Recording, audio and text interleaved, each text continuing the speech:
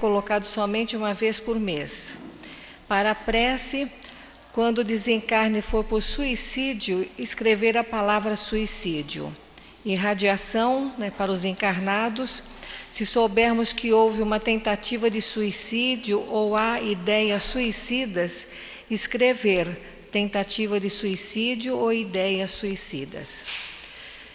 E ao final de todas as nossas reuniões públicas, nós temos o atendimento fraterno.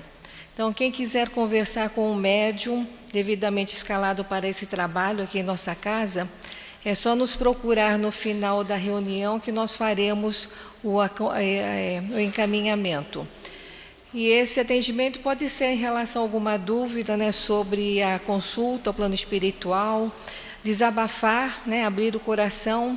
Então, pode nos procurar que nós faremos o encaminhamento de vocês. Nós estamos precisando de alimentos não perecíveis para a confecção de cestas básicas. E quem puder nos ajudar, nós pedimos para deixar na caixa grande que tem no andar térreo, ali em frente à Secretaria Administrativa. E desde já nós agradecemos. Lembramos a todos aqueles que estão chegando pela primeira vez em nossa casa, que em todas as nossas reuniões públicas nós temos evangelização infantil, e nas reuniões de quarta-feira à noite e sábado à noite, nós temos a evangelização infanto-juvenil. Também no segundo e quarto sábado de manhã, tanto a juvenil quanto a infantil. Então, por favor, traga suas crianças, seus jovens, para relembrarem os ensinamentos de Jesus à luz da doutrina espírita. Agora, um lembrete para os médiuns, particularmente aos que trabalham no tratamento espiritual, no dispersivo, na recepção do tratamento espiritual e departamento mediúnico. Para a primeira reunião de médiuns de 2019, que vai acontecer no dia 29 de setembro, próximo domingo, das 9 às 11h30. Lembrando que até o final do ano nós faremos reuniões com os demais médiuns, que será por tarefa. Então, nesse próximo domingo, para quem trabalha particularmente hoje, na quarta-feira, que é o tratamento espiritual. Pedimos aos frequentadores do SEIC que nas suas preces incluam a oração pelos nossos governantes, pelos governantes de todas as nações, para podermos contribuir com os espíritos do bem, na manutenção da paz do nosso planeta. E pedimos também incluir a nossa obra aqui da nossa casa, para que a gente possa fortalecer a nossa tarefa. E lembramos que nas dependências do subsolo e do salão não deve ser usado para alimentação, também não fazer uso do aparelho celular, e também nós pedimos que verifique se está desligado ou em modo de vibração, para que ele não toque durante os nossos trabalhos. E nós agradecemos bastante. Então, agora nós vamos fazer a leitura da nossa página, que todos vocês receberam ao entrar em nossa casa, que tem o título Aprendizado do Amor. Aprende a receber o irmão que te solicita atenção e carinho. Muitas vezes, os seus pedidos reiterados soarão aos teus ouvidos como impertinência contumaz.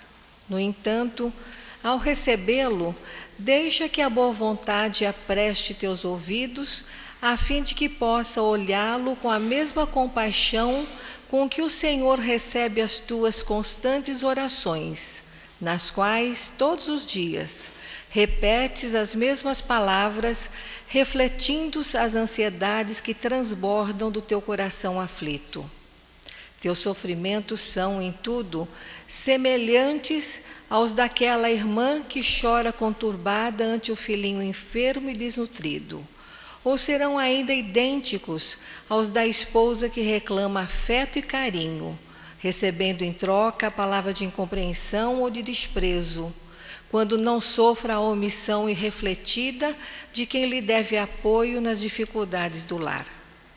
porque teu coração será mais sensível às tuas próprias lutas do que as da companheira que chora no silêncio de sua solidão e na algidez de suas angústias. Unge-te de amor e inclina teu espírito à renovação dos teus sentimentos. Dispõe-te a atender a quem quer que te busque a presença por reconforto, assim como o viandante busca a sombra repousante e o copo de água fria. Que preferes? Ser o oásis acolhedor ou a areia escaldante? Negar é negar-se, socorrer é doar-se. Lembremos que o Divino Mestre nada possuía de material para atender aos que o buscavam, e, no entanto, suas mãos sempre se estenderam em vibrações de misericórdia. Seus olhos contemplaram inauditos sofrimentos que foram consolados apenas com a ternura que dele se irradiava. Nada trazia que demonstrasse poder, mas seu amor dominou o coração dos homens e marcou o tempo. Antes dele, a dor sem consolo. Depois dele, a esperança e a alegria. Cumpre, pois, o teu dever na tarefa em que foste colocado, revestindo-a do amor que compreende e que, por isso, consola, retifica, esclarece, educa, fortalece, restaura e constrói para sempre. Debruça-te sobre o sofrimento do teu irmão, do mesmo modo como o sol se debruça sobre a terra e, sem nada dizer, expressa seu amor na fecundação das sementes que hão de florir, enfeitando os caminhos ou frutificar, garantindo a fartura do pão. E Cleia, do livro Evangelho e Vida, Lar de Teresa, organizado pela Brunilde do Espírito Santo. Então, após essa belíssima página, vamos todos unir os nossos pensamentos nesse instante, mas também unindo os nossos sentimentos, abrindo os nossos corações, as nossas mentes, e novamente pedir a Jesus, nosso Mestre, nosso irmão maior, que Ele, sabedor das nossas dificuldades, possa nos ajudar, nos envolvendo em suas doces vibrações de muita paz, de fé, de esperança, de fortalecimento, ajudado pelos amigos espirituais da casa do irmão Clarencio, do nosso querido irmão, que abre essas portas para nos receber, para nos instruir, nos dar a oportunidade de podermos colocar em prática tudo o que nós aprendemos, mas que também recordar os exemplos do Senhor Jesus, desse Mestre querido, de amor e de bondade. Que todos nós aqui presentes, encarnados e desencarnados, possamos cada vez mais usar da possibilidade de estarmos trabalhando, ajudando os outros companheiros que ainda não conseguem vislumbrar a bondade de Jesus e o amor de Deus por todos nós. Que cada um de nós faça um pouquinho, para que juntos possamos ser aqueles feixes seguros que não balançam com o vento, mas suportam a tempestade e seguem caminhando sempre à frente. Por isso, querido Mestre Jesus, que seja em seu nome, que seja em nome de todos os trabalhadores da casa de irmão Clarencio, do nosso querido irmão Clarencio, mas acima de tudo, em nome de Deus, que da nossa parte possamos dar por iniciados os trabalhos dessa tarde. Graças a Deus. Estamos estudando o capítulo 11 do Evangelho segundo o Espiritismo, amar o próximo como a si mesmo, no item 11. E hoje o nosso querido Manuel Messia fará esse estudo para nós. É o egoísmo. O egoísmo, essa chaga da humanidade, deve desaparecer da Terra, pois atrasa o seu progresso moral. É o Espiritismo que está reservada a tarefa de fazê-la subir na hierarquia dos mundos. O egoísmo é o objetivo para o qual todos os verdadeiros crentes devem dirigir suas armas, suas forças, sua coragem. Digo sua coragem porque é preciso mais coragem para vencer a si mesmo do que para vencer os outros. Que cada um, portanto, reúna todos os seus esforços para combatê-lo dentro de si, com a certeza de que esse monstro devorador de todas as inteligências, esse filho do orgulho, é a fonte de todas as misérias aqui na terra. Ele é a negação da caridade e, consequentemente, o maior obstáculo que o homem tem para a conquista da felicidade. Jesus vos deu o exemplo da caridade e Pôncio Pilatos o do egoísmo, porque quando o justo vai percorrer as santas estações do seu martírio, Pilatos lava as mãos dizendo: que me importa? E diz aos judeus: este homem é justo, por que quereis crucificá-lo? No entanto, deixa que ele seja conduzido ao suplício. É a incompatibilidade entre a caridade e o egoísmo, a invasão do coração humano por essa verdadeira lepra, que o cristianismo deve o fato de ainda não ter realizado toda a sua missão.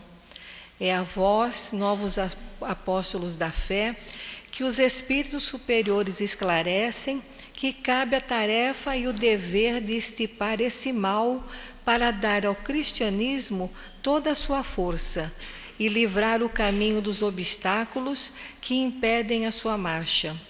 Expulsai o egoísmo da terra para que ela possa subir na escala dos mundos, porque é chegado o tempo em que a humanidade deve vestir o seu traje viril, e para isso é preciso, em primeiro lugar, expulsar o egoísmo dos vossos corações. É uma mensagem de Emmanuel, Paris, 1861. Então agora vamos passar a palavra para o Manuel Messias, que Jesus o envolva em vibrações de muita paz.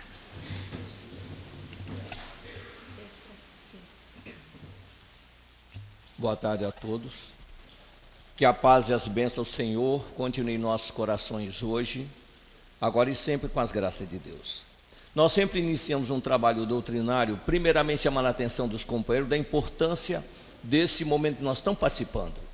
É muito importante para nós, cada vez, todas as vezes, em qualquer lugar onde nos reunirmos em nome de Jesus, buscarmos ter alegria, esperança e confiança em nossos corações, independente de problemas ou de dificuldades que porventura estejamos enfrentando.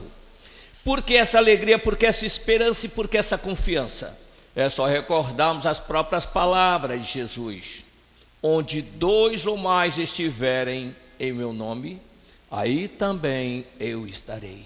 E temos certeza que mais de dois se juntam a nós em nome de Jesus. E nunca será demais nós pararmos e nos perguntarmos: o que é que eles vêm fazer aqui? O que é que eles estão fazendo aqui? Primeiramente, não vêm aqui para aprender conosco, mas sim para atender às nossas necessidades, estejamos nós encarnados ou desencarnados. Qual deve ser a nossa postura nesses encontros? Como deve ser o nosso comportamento? Aprendermos a aproveitar a oportunidade que nós estamos tendo, aprendendo a conversar com eles, abrir o coração a eles, falar de alegrias que nós já tivemos, tristezas que já amargamos, vitórias que já conseguimos, derrotas que não conseguimos esquecer, falar daquilo que nós sentimos que ainda precisamos alcançar para vencermos a dificuldade que a vida ainda nos apresenta.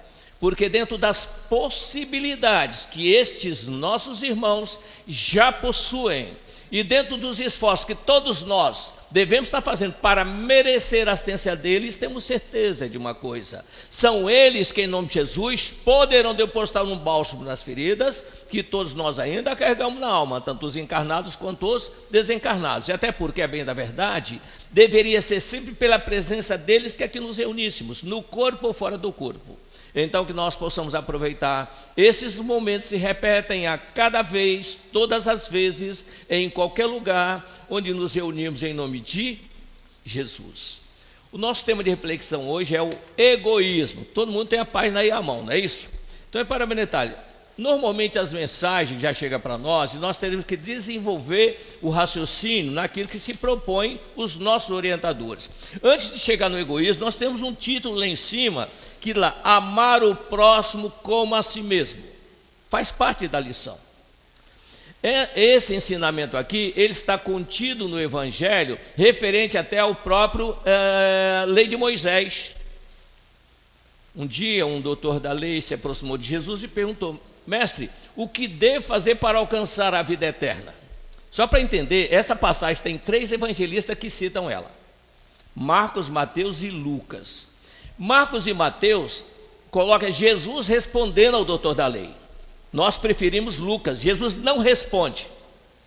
Quando o doutor pergunta a Jesus: mestre, o que devo fazer para alcançar a vida eterna? Jesus então pergunta a ele: o que está escrito na lei? O que lês nela? Ele então responde: amarás o Senhor teu Deus de todo o teu coração, toda a tua alma e todo o teu entendimento. Esse é o primeiro e grande mandamento. E o segundo, semelhante a esse, é: amarás o teu próximo como a ti mesmo, qual é o que está exposto. Jesus vira para ele e diz: respondeste bem, faze isso e viverá. Faz e viverá.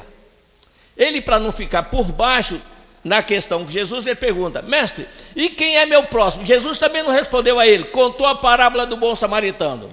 E ao final da parábola do bom samaritano, ele então explica daquele doutor da lei, do levita e dos publicanos que veio socorrer o homem caído, que ninguém dava atenção a ele. Ele pergunta àquele moço: qual dos 3 você acha que foi o próximo daquele homem? E ele então diz: aquele que o socorreu. E ele diz: você vai e faz o mesmo. Isso nos leva a raciocinar o seguinte: nós temos que aprender 4 verbos básicos para o nosso aprimoramento: aprender, compreender, aceitar e fazer. Aprendemos por repetição, compreendemos por comparação, aceitamos por convicção e fazemos por determinação. Nós ainda não conseguimos aprender o aprender. Estamos engateando nele, para ter uma ideia que nós estamos atrasados nesse processo. Então, quando nós vamos, porque quando Jesus coloca o grande mandamento, amar a Deus sobre todas as coisas, ao próximo como a ti mesmo, veja bem, muito cuidado com a ordem que Jesus coloca. Ele coloca o mais importante, mas ninguém pode chegar na cátedra final sem passar pelo primário. Então, vamos inverter a ordem. Amar a Deus sobre todas as coisas e ao próximo como a ti mesmo. Então, primeiro nós temos que nos amar. Ninguém consegue amar ninguém se não ama a si mesmo. O primeiro amor é por nós, pela vida que nós temos, pela realmente a existência que nos foi dada. Quando nós começamos a nos amar, nós começamos a perceber que da mesma forma que foi conosco, também está sendo com os outros.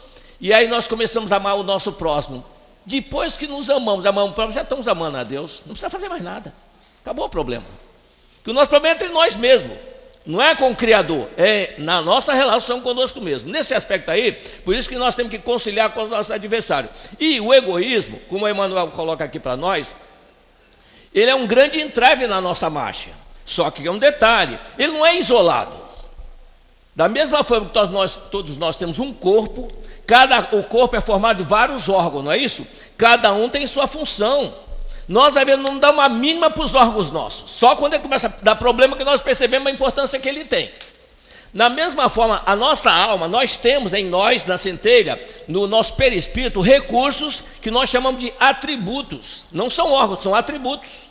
Embora tenhamos órgãos também, mas são atributos do nosso comportamento. Então, para você ter uma ideia, nós quando chegamos no planeta, aqui, nós não temos corpos. Questão 236A do Livro dos Espíritos.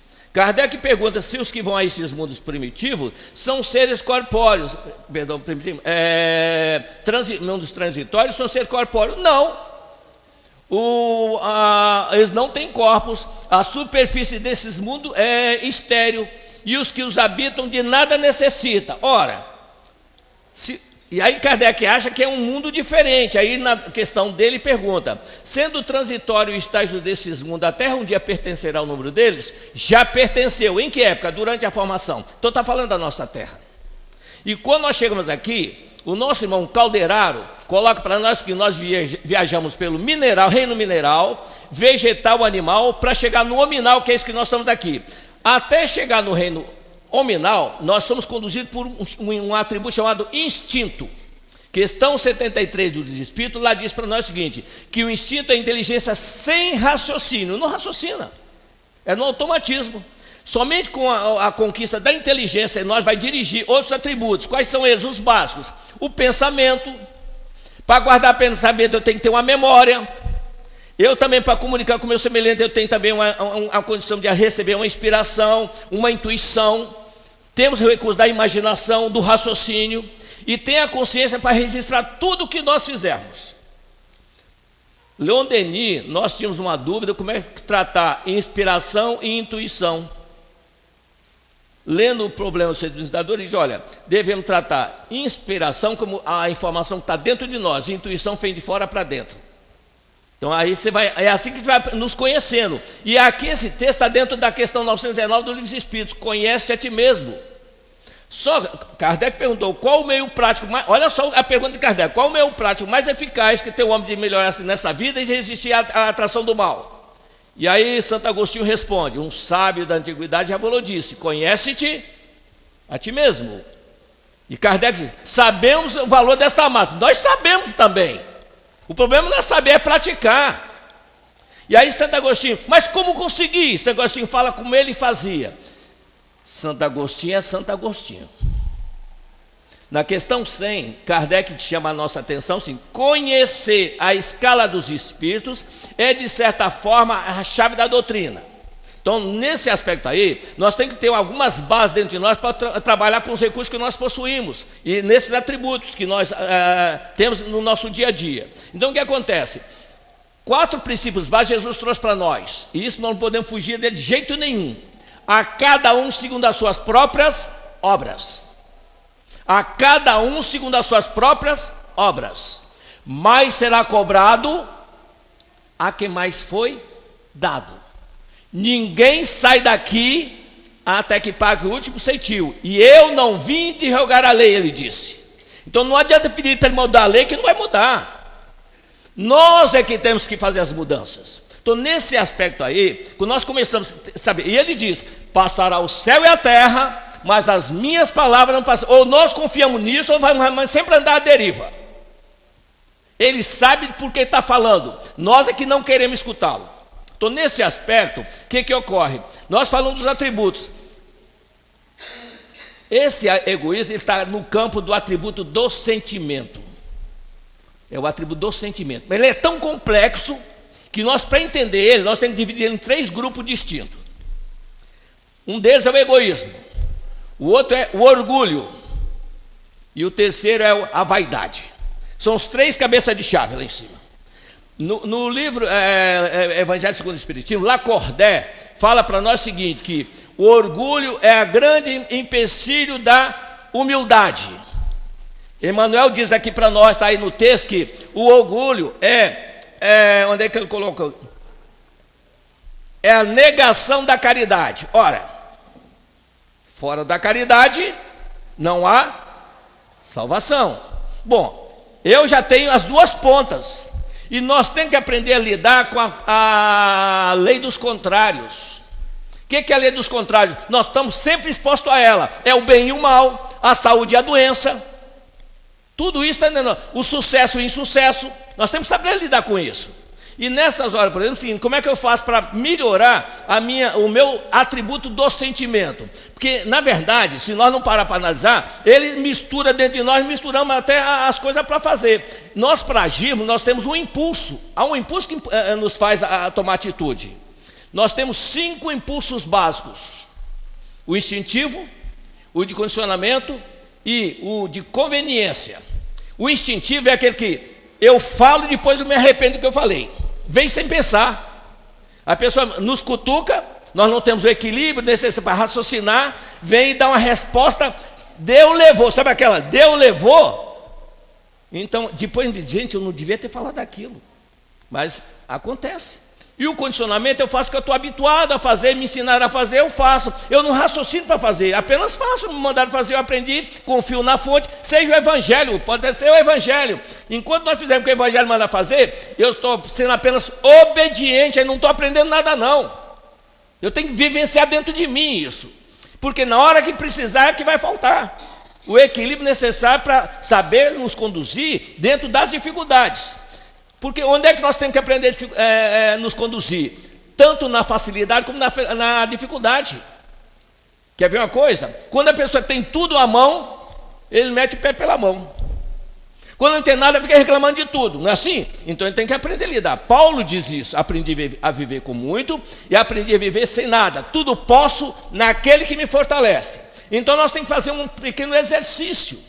Nós falamos que aprender, compreender, aceitar e fazer, não é isso? O verbo aprender, nós aprendemos por repetição. Vamos aprender, isso é natural em nós. Aprendemos por repetição. Como é que nós podemos enxergar isso? É ciência, gente. Alguém tem criança em casa assim, com 2 anos de idade, 1 ano e meio, 2 anos? Uma criança de 2 anos de idade começa a querer falar, não é assim? E vem lá a mãe e o pai estimulando ele para falar. Ele começa a bocejar alguma coisa, falar alguma coisinha, mas coisa solta, mas aí a mãe já começa: olha, eu sou sua mamãe. Sabe quem sou eu? Eu sou sua mamãe. Fala isso durante 6 meses para ele. Até que um dia ela pergunta: quem sou eu? Mamãe. Pronto. A mulher chega a chorar, gente, de emoção. E quando ele fala mamãe, ela começa lá toda extasiada: olha, você ficou 9 meses na minha barriga. Ele vai entender isso? Gente, não vai. É tão infantil a mãe quanto a criança. Olha, você fica aqui, mamãe te ama desse... Gente, ele está entendendo nada, mas a mãe ela fica tão descontrolada nessa hora que ela faz tudo isso, gente. Parece uma infância, não é assim? Pois bem, o que acontece? Essa criança, mais tarde, chega para se apresentar da família, aí a mãe chega lá: segura minha filhinha aqui um instantinho. Ela só quer fazer um teste. Quando ela volta para quem sou eu? Mamãe. Pronto, aí vem todo mundo em cima: vovô, vovó, tio. Não vai aprender assim não. Tem que repetir tudo de novo: eu sou seu vovô, eu sou seu vovô. Muitas vezes, na escola, para aprender a escrever, a professora manda juntar as letrinhas e a gente vai aprendendo, não é isso? B-A, B, lembra disso? Meu tempo era assim. Tabuada, por exemplo, era decorada. Tio, toma minha tabuada para eu ver se eu vou ser chamado semana que vem, para nota. Que tabuada você está? Eu estou na do 6. Aí o tio de brincadeira diz: quanto é 8 vezes 6? Não, tio, está na do 6, não é do 8 não. Deu para entender? Era assim que nós reagimos.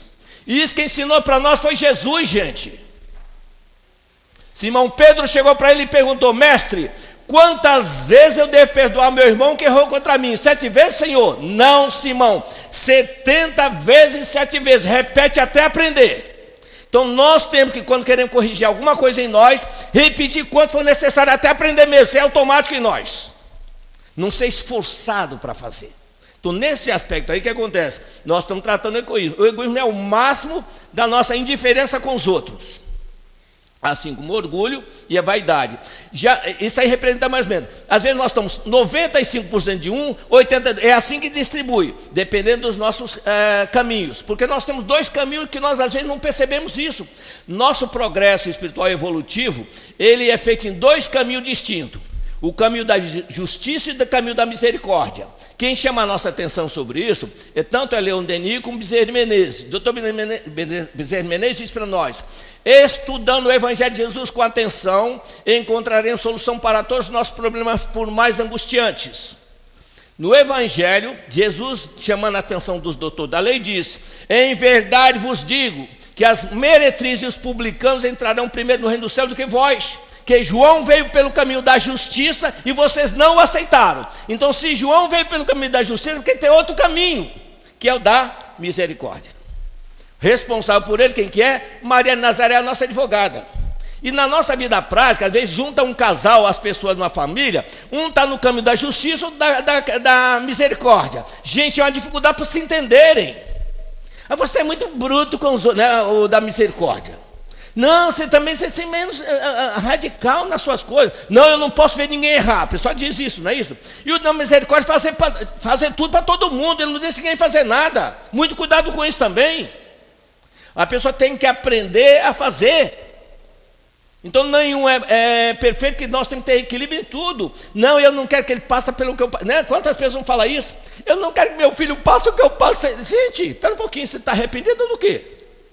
Tem vergonha do quê? Porque lutou e venceu? Não, a gente tem que amar. Por isso que amar a vida, amar do que fez.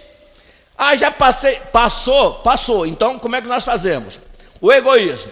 No egoísmo a gente começa a melhorar quando sai do egoísmo e vai para a cobiça. Olha a cobiça. Que no egoísmo é tudo para mim. Na cobiça eu quero aquilo ali para mim. Eu já identifico aquilo para mim. Da cobiça eu vou andando para quando? Para inveja. Às vezes a pessoa se veste bem ou se apresenta bem. O que você achou? Você tá boa, tá linda.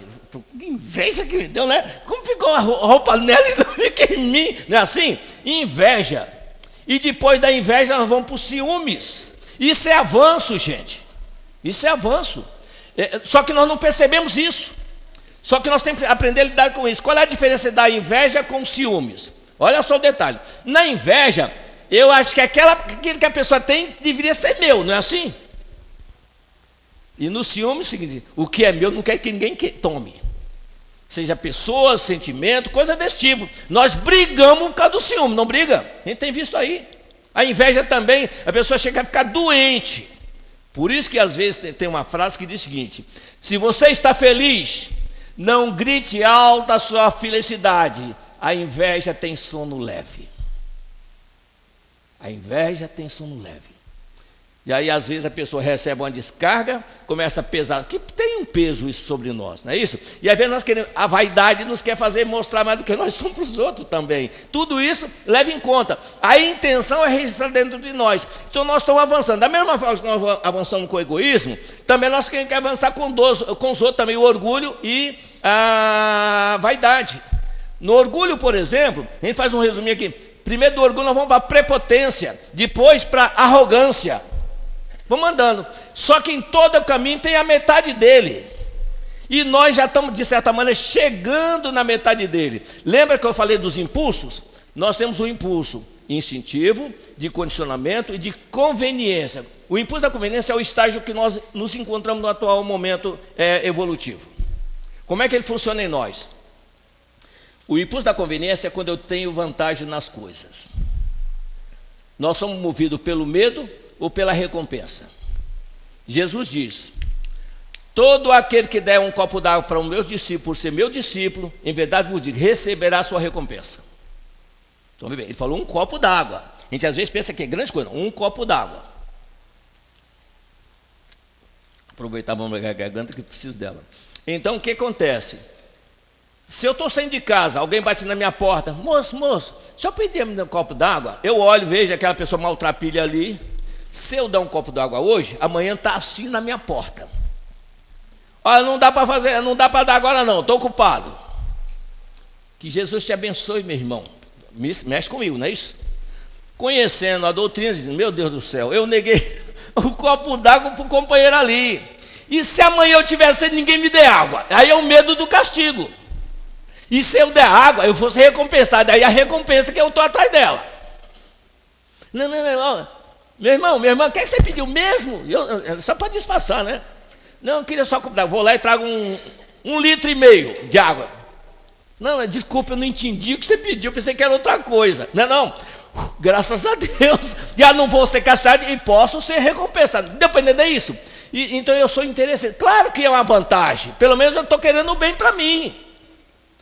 Só que nós passamos por um impulso racional, e no racional a gente tem que parar. Pera um pouquinho, tem alguém me orientando e olhando. Ele sabe de mim, não adianta querer enganar não, fingir não. Até minha intenção eles sabem. Então eu começo a trabalhar para mudar. Chega um ponto que nós vamos chegar na virtude. Na virtude nós vamos encontrar essa virtude naquela parábola que Jesus conta para nós, dizendo o seguinte: ele diz, um pastor veio e um senhor veio e será como o pastor que irá separar as ovelhas dos cabritos. E dirá às ovelhas: põe-se à direita eleitos do meu pai, pois quando tive fome, me deste comer. Tive sede, me desse beber. Tive nu, me vestisse. Tive doente, me visitar, me socorresse. Tive prisioneiro, fosse me visitar. Põe-se no reino dos céus, todos vocês. Mas quando foi que veja bem, não está preocupado com recompensa nenhuma. Quando é que nós estivemos com sede, com fome, com frio e nu? Quando fizeste a um pequenino, é a mim mesmo que o fizeste, diz Jesus. É fazer sem intenção da recompensa.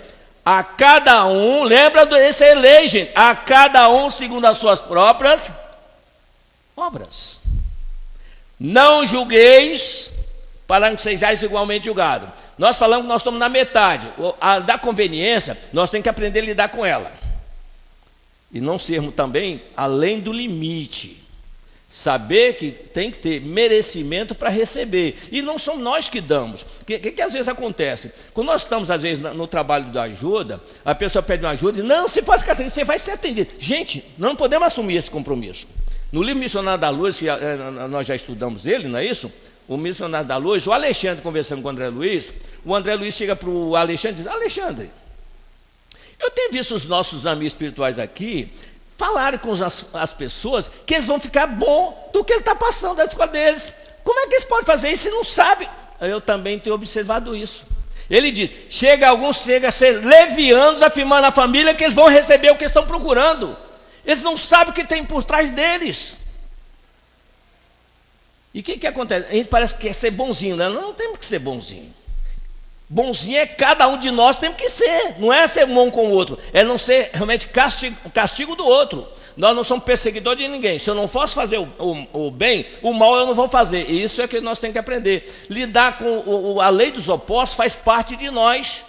Nós às vezes queremos ajudar a pessoa, mas não podemos ajudar sem que ele faça por merecer. Por quê? Ele vai ter que voltar para fazer o que ele tinha que fazer aqui. Tem um programa para isso. Por que nós colocamos isso? No Sermão da Montanha, pouca gente se dá conta disso. A nossa irmã falou aqui sobre os médios agora há pouco, não é isso? Eu pergunto, qual médico não gostaria de chegar numa reunião e dizer, eu quero que veja para um cego, levanta e anda para um que está aleijado, não é assim? Quem é o médico? Eu, quando eu entrei na doutrina, eu achava que eu ia fazer isso. Levanta e anda. Muito cuidado com isso. Olha só o que Jesus diz.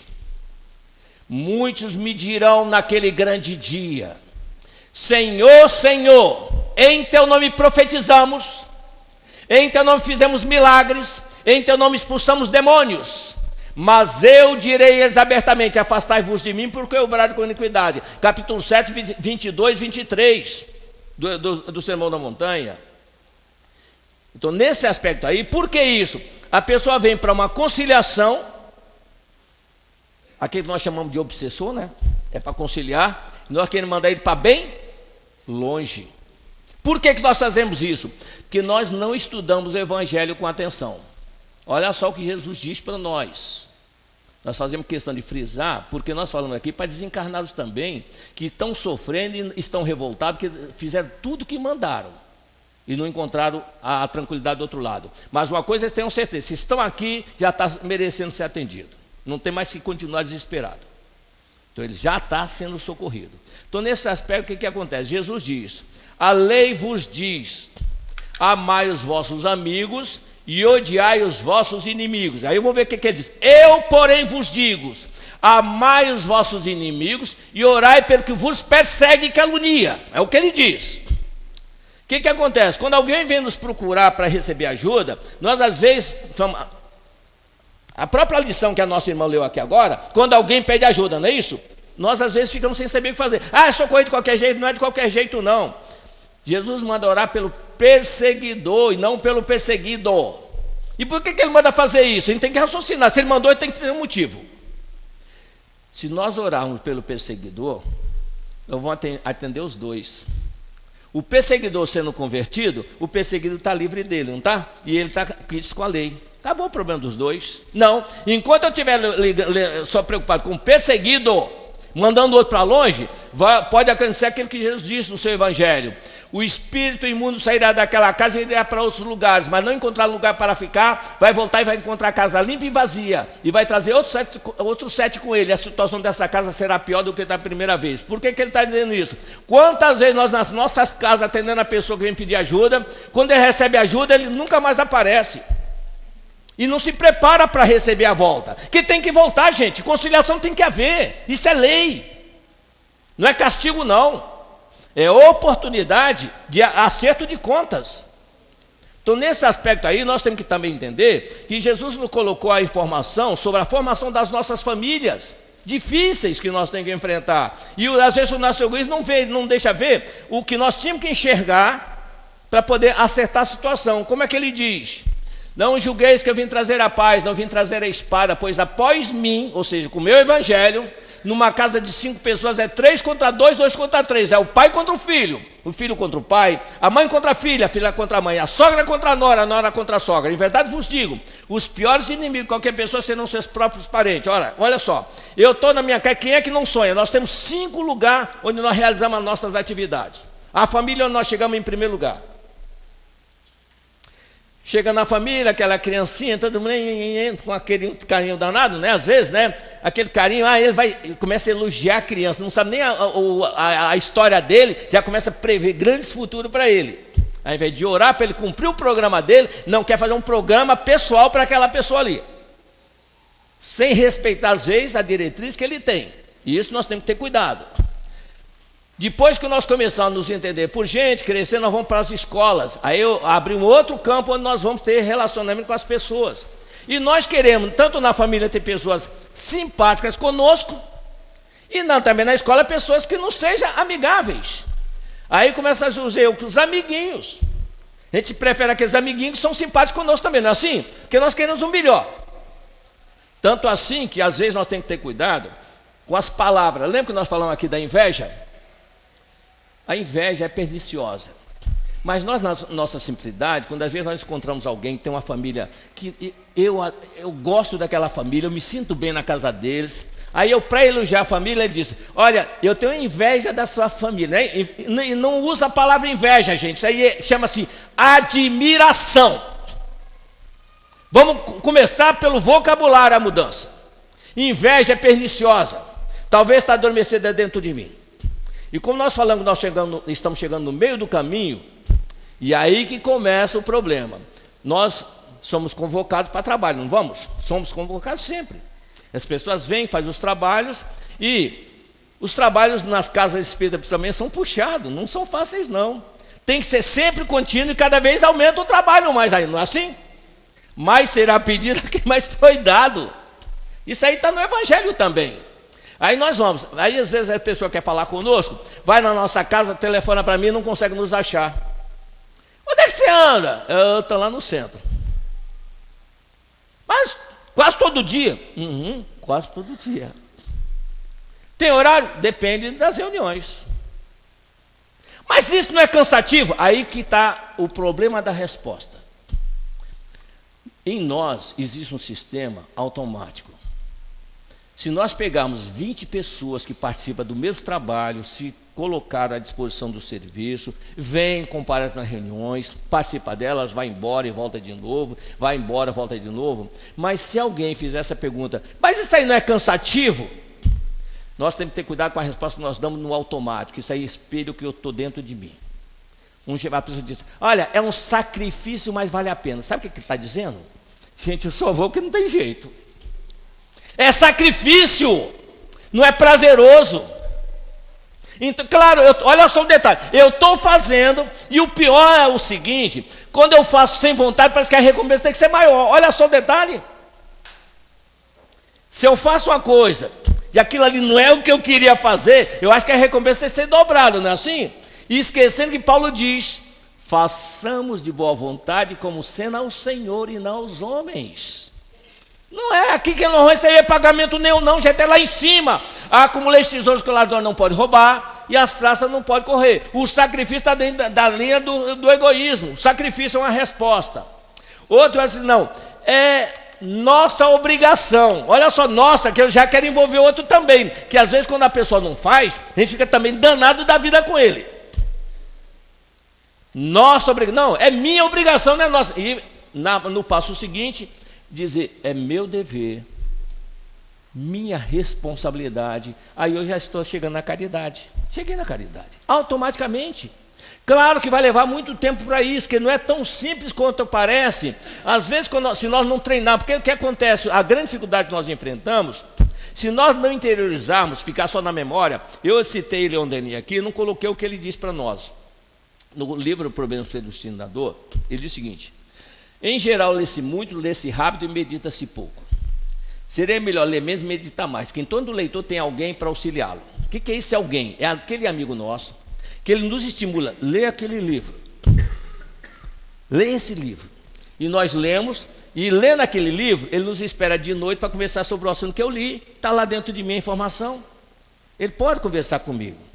Vocês pensam que quando nós vamos fazer um trabalho, vem conversar, muitas vezes você traz um trabalho de um jeito, eles apresentam de outro. Você está com a informação dele e usa a informação que tem que colocar dentro da necessidade dos que comparecem na reunião.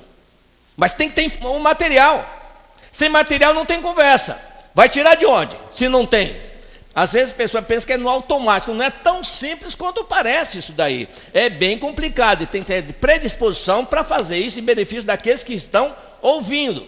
Porque, repara bem um detalhe. Nós estamos falando aqui de sacrifício e obrigação. Isso é a metade do caminho. O que às vezes acontece? Se nós formos fazer um encontro, veja o que é a caridade, vai chegar na caridade. Isso é muito cuidado. A companheira que vai selecionar o grupo, eu preciso de 20 pessoas que possam... Olha, ninguém é obrigado a vir, não. Não é assim que fala. Ninguém é obrigado a vir, não. Aqui se comprometer tem que vir. Aí vem o pessoal que se compromete a vir. A gente já olha um deles e isso aí não vai vir até o final. Ele está me esperando que ele não vem, não é isso? Ele se candidata para vir. Não é melhor trocar? Não, ele se prontificou, né? Para vir, ele vem. São 15 reuniões que nós temos que fazer. Fazemos 12 reuniões. Nas 3 últimas, não parece 2 deles. Não falei que... Olha só como é que nós somos. Nós estamos buscando a caridade, não estamos? Fulano, não falei que não vinha? Parece que está torcendo para não vir, só para eu ter dizer que eu estava com a razão. Deu para entender? Então, não falei... E agora? Só falta 3 reuniões. Essa daqui ele não veio, só tem mais 2. E nós vamos ter que repartir a tarefa para todo mundo. Não é assim que ele tem que fazer? Para na hora todo mundo fazer certo. Tudo bem, vamos fazer assim, então vamos fazer a coisa. O que ele ia fazer mesmo? Vê aí o que o Messias ia fazer, que ele não veio. Então divido para o Messias minha parte aqui. Ele tinha que entregar o pãozinho, o guardanapo. Tá, eu faço isso aqui para ele. Tudo bem. Dividiu minha tarefa lá. No dia da atividade... Vai começar a festividade, vem muita gente para assistir, participar, vem as nossas famílias, e aí a pouco chega lá os 3 que não vieram nas últimas reuniões, com a família deles. Olha aí, agora hoje, dia da festa vem. No dia da festa vem, não é assim? A gente reclamou contra a ausência dele, não reclamou? Dizendo que ele estava sobrecarregando a gente, não falou isso? Pois bem, ele chega lá, olha, vem cá, olha, disse minha família, vem aqui, o que tem para mim? Não, vai ficar tranquilo com a sua família. Olha só como eu sou bonzinho. Mas não é a intenção de deixar de nós, não querem que ele desfrute da festa, gente. Deu para perceber isso? A intenção está dentro de nós. Vamos acordar para a realidade. E por que ele veio? Os mentores dele foram lá buscá-lo. Eles ainda estão bem abaixo de nós. Na escala evolutiva. Ele precisa do trabalho. Eu não ia fazer? Meu irmão, me ajuda que eu estou precisando da sua ajuda. Eu ia fazer, eu vou ficar supervisionando ele. Ele vai fazer tudo que é fazer, ficar feliz da vida, e eu também sou recompensado. Porque o mentor dele vai me abraçar de felicidade, porque eu dei uma chance para o protegido dele. Ele tem que sentir o prazer de ser útil. E a ver, nós tivemos essa chance. A caridade é mais simples que a gente pensa, gente. É ter a intenção de servir o próximo. Às vezes até na tarefa que ele tem que trabalhar. Você fez falta. Não fez falta não. Ainda dá falar isso. Perceberam? Não, você fez muita falta. Não, você não fez falta nenhuma. Não, nós tiramos de letra. Ou seja, você não fez a mim. Perceberam o detalhe? É estímulo isso. Jesus diz para nós assim, quer ser meu discípulo? Negue-se a si mesmo, pega a tua cruz e siga meus passos. Nós não queremos aí ser discípulos, nós não somos em capacidade de ter isso. Mas nós podemos obedecer ou seguir o que Kardec colocou para nós, que é mais prático. Reconhece-se o verdadeiro espírita pela sua transformação moral, pelo esforço que faz em domar as suas más inclinações. Domar as más inclinações. Então eu tenho que ver como é que eu estou com o meu egoísmo, com o meu orgulho e com a minha vaidade. Como é que às vezes nós nos comportamos? Eu falei do nosso corpo no início, não falei? Quando eu sento para tomar um café pela manhã, pode ser um pão com manteiga e um cafezinho ali, um leite com café ali. Eu estou tomando, às vezes até tem um melzinho para colocar no pão, né? Ou um pedaço de queijo, eu coloco ali, vou comer. Mas às vezes chega um dia lá e diz, esse pão é de ontem. Não deu tempo de ir na padaria hoje. Gente, eu estou trabalhando para... Aí, né, olha, joga na cara que eu estou trabalhando, eu trago dinheiro e não tem um pão para comer. Aquele pão alimenta meu corpo. Nem prece eu faço, que não tem ambiente para isso, que é o alimento da alma. A matéria alimenta a matéria e o espírito alimenta o espírito. Normalmente, quando nós vamos fazer qualquer refeição, por mais simples seja, nós temos que fazer uma prece. Quando nós fazemos essa prece, por que isso aí é importante? Não sei se já aconteceu com alguns dos nossos irmãos. Às vezes a gente faz a coisa por ficar meio arrependido, não fica, ter feito aquilo? Porque não sou eu que estou fazendo, é alguém que está me induzindo a fazer. 459 do Livro Espírito. Influencia o Espírito em nossas vidas e em nossas ações muito mais do que imaginar. De certa forma, são esses que vos dirigem. Muitos de nós são movimentados 50% a 60% através dos nossos afetos do passado, que hoje nos acompanham os passos para, no nosso exemplo, tentar mudá-los. E eles querem nos mudar também. Às vezes eles conseguem mais do que nós. Sem conhecimento doutrinário, eles conseguem agir sobre nós. Por isso nós temos que aprender duas coisas, além do aprender, compreender, aceitar e fazer, 2 comportamentos básicos dentro da vitória sobre a vaidade, o egoísmo e o orgulho. Obedecer e respeitar. É tão importante. É só isso que nós viemos também aprendendo. Obedecer e respeitar. Quem diz não somos nós, é Jesus que diz. Nem todo aquele que me diz Senhor, Senhor, entrará no reino dos céus, mas sim o que fizer a vontade de meu Pai, que está nos céus. O que é fazer a vontade? Não é obedecer? Então a obediência nossa é sempre ao superior espiritualmente a nós, sempre. E o respeito? Aí o respeito é com todo mundo. Com todo mundo. O superior e mais com o inferior. Por que isso? É só nos analisar. Alguém aqui se acha perfeito? Nós temos nossos defeitos ainda. Todos nós temos nossos defeitos ainda. Então o que acontece? Se os meus amigos espirituais me ajudam com meus defeitos e respeitam meus defeitos e não deixam de me ajudar, por que eu não posso ajudar o outro que tem defeito também? É dando que se recebe, gente. Essa é uma lei. Aquele irmão que eu não gosto dele tem um protetor também, gente. Quando eu trato ele bem, o protetor dele vem para o meu lado, é meu amigo agora. Eu consigo um amigo de graça. Simples a coisa. Ele está me ajudando, meu amigo. Meu irmão, ninguém quer endosso com ele e ninguém quer saber dele. E todo mundo é importante no processo de educação. Vou colocar rapidinho para vocês, ainda tem um tempinho, não tem? Divaldo Pereira Franco, eu estou tentando encontrar a fita que eu assisti, eu não lembro qual foi o personagem que ele usou. Mas no início da psicologia e da parapsicologia, teve um companheiro trabalhador que montou uma equipe de trabalho para ele treinar, para atender as pessoas que tinham perturbações psicológicas, psíquicas. E na equipe que ele montou, tinha um que ninguém suportava. Anton era o nome dele. Tanto perturbava o Anton que o pessoal acabou criticando ele de tal maneira que ele se afastou do grupo. Eu não vou mais, ele pagava a mensalidade dele para passar do curso, para aprender. Mas quer saber uma coisa? Eu vou embora, não vou ficar aqui não. Eu não tolero mais vocês também não. Você não me tolera, também não tolero não. E foi embora. Quando o responsável pelo grupo de estudo veio perguntar, cadê o Anton? Ele disse que vai embora. Não vem mais aqui não. Para onde ele foi? Não sei lá, eu não quero nem saber também para ele foi não. E ele saiu procurando Anton em tudo quanto era lugar. Aí chegou num lugar, perguntaram, vocês têm visto o Anton por aqui? Está lá na taberna. Somente sem fazer nada. Anton, quem estava aqui? Agora eu vou continuar, eu não vou mais para lá não, de jeito nenhum. Não, nós estamos precisando que você volte para a escola. De jeito nenhum, pagar para ficar ali ouvindo desaforo? Não precisa pagar não, nem de graça eu vou, nem pagando eu volto. Mas eu pago para você voltar. Quanto? Acertaram o preço. E Anton voltou. Anton voltou para participar do grupo. Quando os alunos perceberam que o Anton tinha voltado, chegaram lá para o mestre, fizeram reunião, mestre, quanto Anton paga, nós nos cotizamos e damos dinheiro para o senhor, porque nós não suportamos eles. Meus alunos, vocês estão aprendendo a lidar com a dificuldade psiquiátrica das pessoas. Vocês precisam encontrar as pessoas boazinhas lá fora, encontrar pessoas igual a Anton, vocês vão praticar nele. A teoria é praticada na prática nele. Ele é o maior aluno que nós temos aqui dentro. Pode sair todo mundo, menos ele daqui da escola. Às vezes nós não vemos, é aquela pessoa que nos educa a controlar os nossos emocionais. Brigam qualquer coisa, um bife mal passado, uma camisa que não passou direito. Percebe o detalhe? Gente, eu comprei essa camisa com dificuldade, agora aí.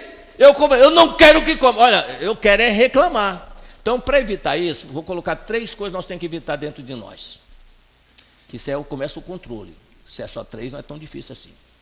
Não termos revolta, nem desespero, nem remorso. Porque é através disso que os nossos mentores usam a influência sobre nós.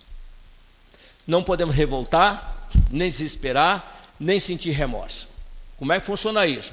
Como é que eu me revolto? Eu me revolto quando as coisas não estão do jeito que eu gostaria que fosse. Eu canso de pedir. Quantas vezes nos diz? Eu canso de pedir que ninguém ouve.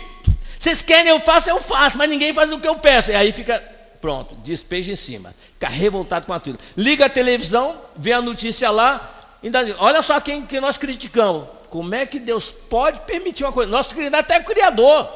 Como é que Deus pode permitir uma coisa dessa? Quer dizer, Ele é que é o culpado? Ou somos nós que fazemos? Como é que Deus pode fazer uma coisa? Tanta gente boa que podia ruim que podia morrer, morre os bons, não é assim? Nós saímos escolhendo. Nós temos que começar a mudar essa postura nossa. Então, a revolta tem que ser eliminada de nós. Ter controle sobre isso. E o desespero? O desespero é achar que ninguém está querendo me ajudar. Meu Deus do céu, se eu compareço nas reuniões, seja de igreja, de centros espíritas, buscando ajuda, como é que eu posso receber ajuda se eu não confio na ajuda? Aí é a lei dos contrários. Eu devia ter certeza e estou com minha dúvida. Eu luto entre a dúvida e a certeza de ser ajudado ou não. Jesus é que diz, nós não podemos servir 2 senhores, tem que escolher um para servir. Se não está dando certo do jeito que eu quero, é sinal que o erro deve ser meu, não deles. Quer dizer, não sou eu, eles estão errados. Não adianta eu pedir. Olha, eu pedi durante 1 ano. Só está pedindo, fazendo nada. Vamos reverter. E o remorso? Nós falamos aqui porque quantos irmãos nossos desencarnados estão com remorso, são vítimas de obsessores, porque ele enfraquece sua defesa. A pessoa quando sente remorso, é ele se culpando além do normal. O remorso é o arrependimento desequilibrado. O que eu fiz não tem conserto. Não, meu irmão, sempre terá. Qualquer coisa que nós fizermos errado, nós vamos corrigir, temos condições de corrigir. Pois Jesus diz a nós, vinde a mim todos vós que estáis cansados e sobrecarregados, que eu vos aliviarei. Aprendei de mim que sou brando e humilde de coração, encontrarei lenitivo para vossas dores, pois o meu fardo é leve e o meu jugo é suave. Ele tem um jugo. Não coloca fardos pesados sobre ombros fracos. Agora, nós também não devemos jogar fardo nas costas dos nossos companheiros de jornada. E às vezes nós jogamos. Parente, seja quem for, no trabalho, em qualquer lugar. Às vezes eu não digo, mas os dados mentais partem para cima da pessoa e sobrecarrega. O que vai acontecer? Se eu fizer uma maldade para alguém que é fraco, eu posso sucumbir com ele. Não nos iludamos, não. Do outro lado vão estar nos aguardando. Messias, ele estava indo muito bem até o dia que você apareceu no caminho dele. Suas críticas foram tão quanto mais, como está escrito aqui, quanto mais que arreou ele. Agora você vai ter que voltar para ajudar, porque ele era muito fraquinho para aguentar as suas críticas. Por que nós colocamos isso? Chico Xavier recebeu uma mulher para tomar um passe. E ela disse, Chico, eu vim tomar um passe porque eu estou com uma dor de cabeça terrível. Quando sentou, durante os passes, o Chico viu Bezerra de Menezes tirar uma fístula do ouvido dela.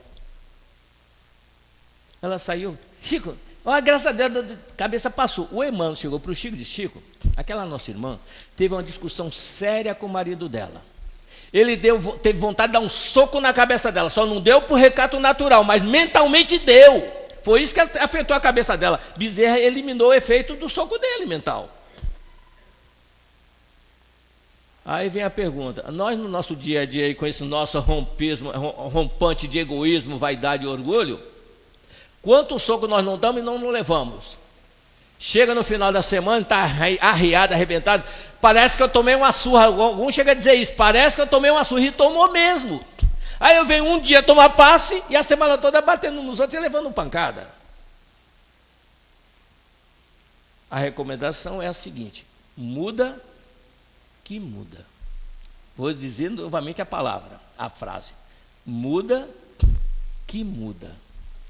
Muda que muda. Vai demorar tempo, mas mudando, nós mudamos o nosso destino. Que o Senhor nos abençoe. Obrigada, senhor Manuel Messias. Sempre é muito bom tê-lo aqui em nossa casa.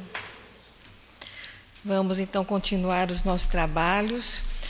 Agora vamos fazer a leitura do livro Fonte Viva, pelo Espírito de Emmanuel, com a psicografia do Chico Xavier. A lição hoje é a número 78, que a Delma Sueli fará o comentário durante os passes. Enxertia divina. Se não permaneceres na incredulidade, serão enxertados, porque poderoso é Deus para os tornar a enxertar. São palavras de Paulo aos Romanos, no capítulo 11, versículo 23. Toda criatura, em verdade, é uma planta espiritual, objeto de minucioso cuidado por parte do divino semeador. Cada homem, qual ocorre ao vegetal, apresenta diferenciados períodos na existência: sementeira, germinação, adubação, desenvolvimento, utilidade, florescência, frutificação, colheita. Nas vésperas do fruto, desvela-se o pomicultor com mais carinho pelo aprimoramento da árvore. É imprescindível haja fartura e proveito. Na luta espiritual, em identidade de circunstâncias, o Senhor adota iguais normas para conosco. Atingindo o conhecimento, a razão e a experiência, o pomicultor celeste nos confere preciosos recursos de enxertia espiritual, com vistas à nossa sublimação para a vida eterna. A cada novo dia de tua experiência humana, recebes valioso concurso para que os resultados da presente encarnação te enriqueçam de luz divina pela felicidade que transmites aos outros. És, contudo, uma árvore consciente, com independência para aceitar ou não os elementos renovadores, com liberdade para registrar a bênção ou desprezá-la. Repara atentamente quantas vezes te convoca o sublime semeador ao engrandecimento de ti mesmo. A enxertia do alto procura-nos por 1000 modos. Hoje é na palestra edificante de um companheiro. Amanhã será num livro amigo. Depois virá por intermédio de uma dádiva aparentemente insignificante na senda. Se guardas, pois, o propósito de elevação, aproveita a contribuição do céu, iluminando e santificando o templo íntimo. Mas se a incredulidade, por enquanto, te isola a mente, enovelando-te as forças no carretel do egoísmo, o enxerto de sublimação te buscará debalde, porque ainda não produzes, nos recessos do espírito, a seiva que favorece a vida abundante. Então, agora nós vamos pedir aos nossos companheiros médiuns que se movimentem para que todos nós possamos iniciar o momento do passe, lembrando que esse é o momento de nós olharmos para dentro de nós mesmos, lembrarmos das pessoas queridas da nossa família, nossos amigos necessitados das vibrações de paz, e que todos nós, nesse instante, de alguma forma, estaremos contribuindo para que o trabalho de atendimento seja feito na necessidade de cada um de nós. Então, queridos companheiros, mais uma vez, vamos unir os nossos pensamentos, os nossos sentimentos, recordando da imagem do Mestre Jesus, de braços abertos, a nos acolher, nos confortar e nos encaminhar para uma vida de proveitosas atitudes, de gestos e de palavras. Que nesse instante, querido Mestre Jesus, que aqui estamos, todos nós necessitados da ajuda espiritual, que possamos receber o que realmente nós precisamos, mas com a certeza absoluta que somos filhos de um Pai bom e generoso, que possamos sair daqui mais confortados e fortalecidos para a nossa caminhada. Que seja, Mestre Jesus, em seu nome, que seja em nome do nosso querido irmão Clarencio, dos nossos amigos espirituais, mas acima de tudo em nome de Deus, que possamos iniciar este momento do passe. Graças a Deus. Graças a Deus, que nesse instante os nossos corações possam estar totalmente voltados para Deus, nosso Pai, para nós podermos receber as bênçãos do passe. Estamos estudando no livro Fonte Viva, a lição 78, que tem como título Enxertia Divina. O que nós entendemos por enxertos, né? Enxertia, enxertos. Nós percebemos que quando temos um raminho frágil e ele precisa sobreviver, muitas vezes esse ramo ele vai precisar de um caule com mais vida, um caule mais forte, para que ele possa ali ser enxertado e então ele desenvolver, ele crescer. E essa comparação que Emmanuel vem descrevendo para a gente, através das palavras de Paulo aos Romanos, ele vai fazer essa comparação da nossa vida, das nossas necessidades, com as necessidades do vegetal, quando fragilizado, precisa de um enxerto para poder desenvolver. Então ele diz que toda criatura, em verdade, é uma planta espiritual, né? E que ela precisa do divino semeador.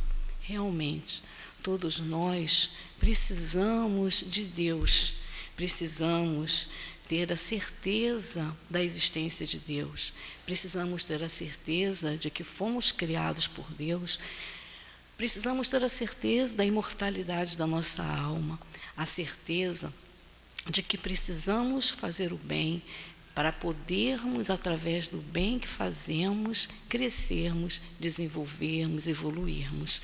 Então, essas três condições são primordiais nas nossas vidas para que a gente desenvolva, evolua, para que a gente cresça, para que a gente se sinta realmente como vivendo e não simplesmente sobrevivendo, porque nós precisamos viver, crescer, precisamos nos evoluir cada dia mais. Então, quando nós reconhecemos a presença de Deus nas nossas vidas, nos nossos momentos difíceis, nas nossas lutas, é um momento exato para a gente pensar que nesse instante estamos sendo enxertados por Deus. A enxertia divina está presente na nossa vida naquele momento, seja numa doença, seja numa situação de desemprego, uma situação de poucos recursos, de tristeza, seja lá o momento em que for. Nessa hora, nós temos a certeza de que Deus não nos abandona, Deus não nos deixa sós, Deus não nos deixa entregue às nossas próprias dificuldades, não.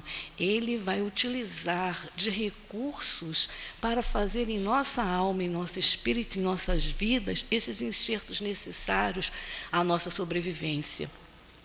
Será um amigo que vai chegar e vai nos ajudar com suas palavras, será um nosso próprio mentor espiritual que vai nos intuir, né, o que devemos fazer, o que ler, porque através de uma leitura edificante nós vamos descobrindo fontes, recursos para nos fortalecer. É aquele amigo espiritual que vai nos trazer à casa espírita para que aqui nós possamos fazer uso do aprendizado através das palestras, através das leituras. E assim nós estamos recebendo naquele momento de dor, naquele momento em que estamos fragilizados, estamos recebendo essa enxertia divina, que é aquilo que nos fortalece, que nos faz nos sentirmos mais corajosos.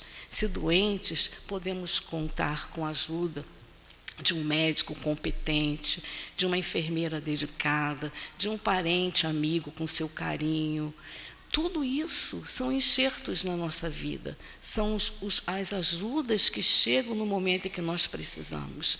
Então, Paulo vem falando isso para a gente, Emmanuel vai nos descrevendo aqui na leitura, e ele fala: a cada novo dia de tua experiência humana, recebes valioso concurso para que os resultados da presente encarnação te enriqueçam de luz divina pela felicidade que transmite aos outros. Então, Deus ajuda os homens através dos próprios homens. Daí a necessidade da gente saber fazer uso da caridade. Porque se você transmite alegria, paz, se você transmite boas palavras, se você tem um relacionamento, uma convivência saudável com alguém, aquilo ali vai te trazer também um retorno. Você, ao mesmo tempo que você está ajudando, você também está sendo ajudado. Ao mesmo tempo que você está precisando, você está ajudando alguém. E nessa troca, nesse momento, o nosso espírito se abre para as coisas divinas. E aí nós estamos sendo enxertados pela luz divina. E quantas vezes nas nossas vidas, não é? Se nós formos pensar bem, formos avaliar, vamos nos lembrar de quantas vezes nas situações difíceis recebemos ajuda. Quantas vezes, naquele momento em que pensávamos que nada iria dar certo, alguma coisa vem e nos faz reerguer, nos traz mais alegria, mais esperança. Isso é enxertia divina. É Deus trabalhando junto a nós, nos envolvendo com a ajuda, com a presença dos nossos amigos espirituais, com a presença dos nossos amigos encarnados, com a presença dos nossos familiares queridos. É na convivência alegre, na convivência cheia de esperança, é que vai brotando, vai crescendo aquilo que nós chamamos da utilidade divina. Né? Então, podemos ser úteis, podemos ajudar, podemos ser instrumentos de Deus na vida do nosso próximo, principalmente na vida daqueles que estão ao nosso lado. Então, nós sempre devemos agradecer a Deus por tudo que nós recebemos. Devemos ser grato a Deus pela ajuda que recebemos nos nossos momentos difíceis, por Ele nos pacificar nas horas em que estamos muito desequilibrados. Devemos agradecer a Deus e pedir a Ele que nos abençoe sempre, porque essa bênção de Deus nos fortalece e faz com que a gente tenha confiança em nós mesmos. Quando confiamos em nós, confiamos no nosso próximo, confiamos também em Deus. Então a gente vai assim, nessa convivência, nessa mudança de comportamento, nessa mudança de pensamentos, vamos facilitando o nosso intercâmbio espiritual com aqueles anjos guardiães que só esperam isso de nós. Eles estão sempre apostos, sempre dispostos a nos ajudar, mas é preciso que a gente abra para eles essa oportunidade, abra essa janela. Então, quando nós recebermos ajuda e mesmo assim ainda estivermos errando, não vamos nos desesperar, não. Vamos pedir a Deus que novas oportunidades nos sejam dadas para que a gente repita novamente aquela experiência e que a gente possa melhorar nossa resposta, o nosso comportamento. Então, que Jesus nos abençoe e que sejamos sempre gratos a Deus por tudo de bom que Ele coloca nas nossas vidas. Graças a Deus.